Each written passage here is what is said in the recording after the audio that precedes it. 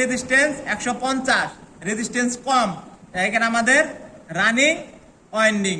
তো আমরা খুব সহজে পেয়ে গেলাম কমন, রানিং এবং স্টার্টিং ওয়াইন্ডিং। আসসালামু আলাইকুম। আজকে আমরা দেখব যে একটা ফ্যানের মধ্যে যে 3টা লিড থাকে সেখান থেকে আমরা কিভাবে কমন,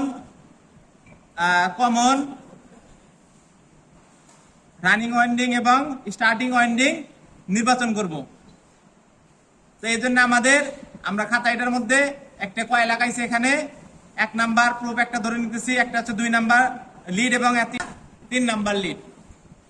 প্রথমে আমাদের এটা টেস্ট করার জন্য আমাদের এই ক্লিপ অন মিটারে কি করব, আমরা ওহমসে রেজিস্ট্যান্স মুড়ে দিয়ে নেব। এরপরে এটা যে 2টা প্রুফ আছে এই প্রুফ 2টা আমরা হাতে রাখবো। হাতে রাখার পর আমরা প্রথমে যেহেতু আমরা